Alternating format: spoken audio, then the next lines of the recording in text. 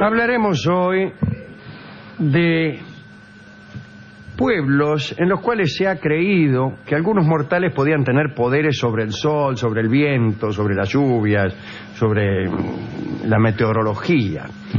En la India, por ejemplo, algunos brahmanes se sometían a ciertas reglas para atraer la lluvia. En principio, debían aprender un himno del Samaveda, llamado Canto de Sakvari, que versaba acerca del arma más poderosa de Indra, el rayo. El estudiante que quería dominar el rayo debía aislarse y dejar su aldea para dirigirse a la selva. Por ejemplo, usted estaba ahí, era un estudiante, y dice, ¡ay, qué ganas de dominar el rayo! Muy bien, primero dejaba su aldea y se iba a la selva. A los Sundarbans ahí. Allí, durante un tiempo que variaba entre los 7 y 12 años, debía observar las siguientes normas. Atención a aquellas personas que quieran dominar el rayo. Primero, llevar ropas limpias. Sí. Por si te pasa algo. Comer alimentos negros. Meta morcilla y chocolate. No se me ocurre ninguna otra cosa. Comer alimentos negros. Claro. Meta mascar alquitrán. Si llovía, no debía usted refugiarse bajo ningún techo. Nunca debía cruzar una corriente de agua sin tocarla, sin tocar el agua. No podía saltar por encima de la corriente. Le estaba prohibido navegar. Y todos los días debía cantar el himno del Samaveda que hemos mencionado antes. El que seguía todos estos preceptos solo necesitaba desear la lluvia o desear el trueno para obtenerlos. Si usted se sometía a este aprendizaje, Barton, a estas maniobras espirituales, le bastaba desear que lloviera para que lloviese y desear que tronara para que tronase. ¡Ay, qué gana de que truene! ¡Ay, qué gana de que llueva! Pero esta creencia brahmánica era... o estos procedimientos brahmánicos supuestamente no se utilizaban contra nadie. Se suponía que el hombre poseedor de esta facultad había pasado estos 12 años ejercitando el espíritu y que nunca iba a utilizar esa potestad, esa potestad que tenía sobre el rayo y sobre la tormenta para jorobar a sus vecinos. Pero en otra época y en otro lugar, en el siglo IX en Europa, aparecieron unos hombres que sí eran de temer. Eran los Tempestarili. Un prelado carolingio llamado Agobardo, ¿qué hace Agobardo? Que era arzobispo de Lyon, escribió un tratado allá por el año 830 que se llamó La loca opinión del pueblo respecto del granizo y el trueno. Agobardo contaba que en aquellas regiones de Lyon casi todos los hombres, nobles y plebeyos, creían que el granizo, el rayo y el trueno podían ser dominados por unos personajes misteriosos conocidos como los Tempestarili.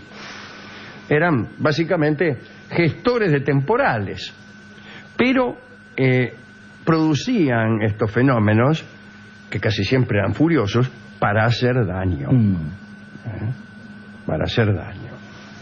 Una tempestad verdadera podía ser cooptada mágicamente por uno de estos Tempestarili, la reproducían luego, imitaban tormentas, duplicaban tormentas y la lanzaban sobre alguien.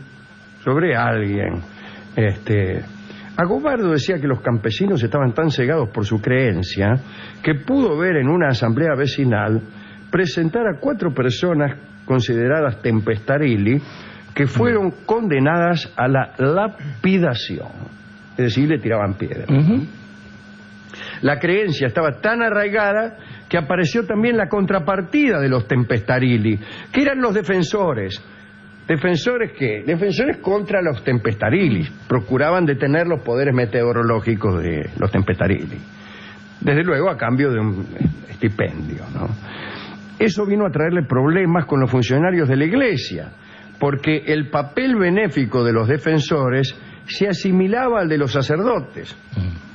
Los sacerdotes, desde luego, recibían su porción canónica prevista por el derecho de la Iglesia. Pero los hombres de la región, de allá de Lyon, tenían más fe a los tempestarili que a los curas.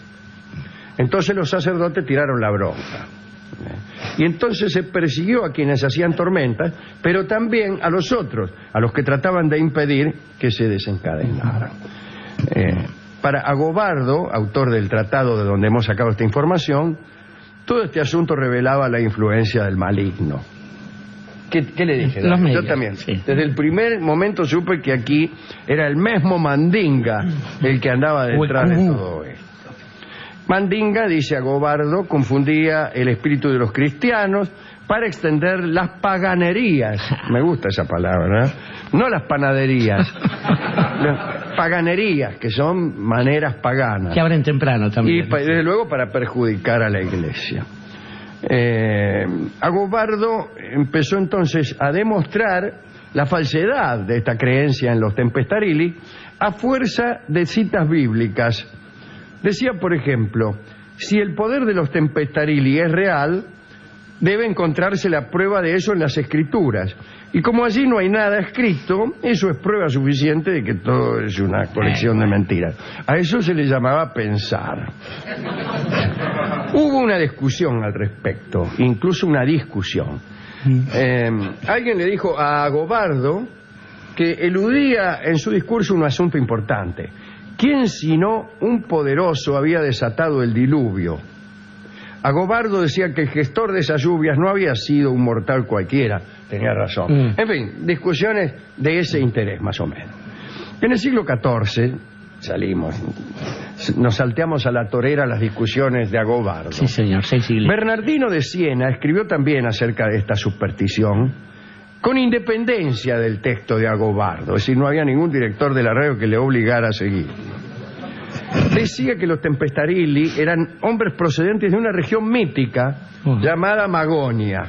Ya cuando uno dice Magonia, poco serio. Evidentemente es una región mítica. Parece que el más importante de los tempestarili fue un hombre llamado Teobaldo. ¿Qué haces, Teobaldo? Lo conozco. Lo conozco. Se jactaba de producir granizos, pero granizos particulares. Es decir, tormentas de piedras que caían específicamente allí donde él lo sugería.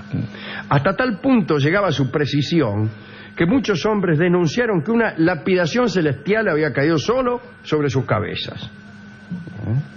Bueno, casi como una escena absurda, algunos testigos afirmaban haber visto a compañeros de labor perseguidos por granizos específicos. El tipo corría y las piedras iban siguiéndolo. Bueno, con ese peligroso poder, Teobaldo no solo podía destruir cosechas, sino también personas. No sabemos nada acerca de explicaciones racionalistas de semejante cosa, ni de la retractación de quienes aseguraron la posibilidad de manejar el clima. Solo queda como extravagancia de las crónicas antiguas esta imagen de seres perseguidos por las lluvias.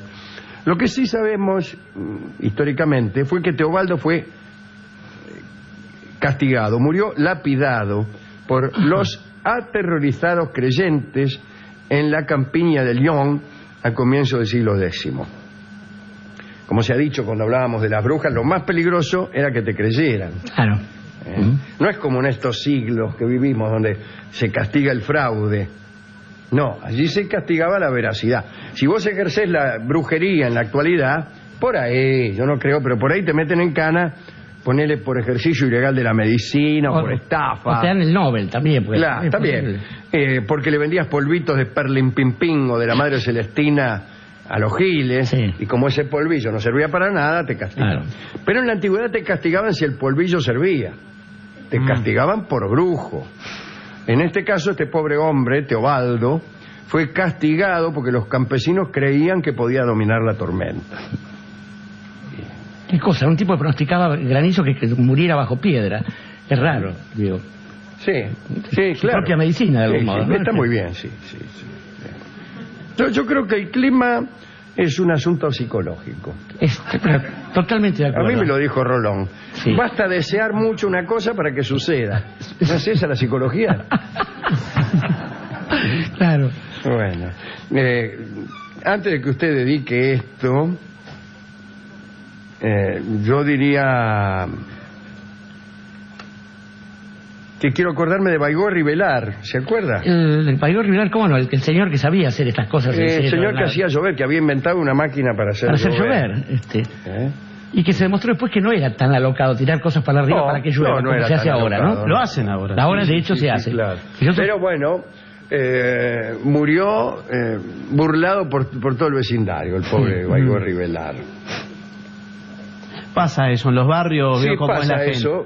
Baigorri Velar continuamente muere burlado por el vecindario. De todos modos, Ad infinitum, reiteradas veces. Sí.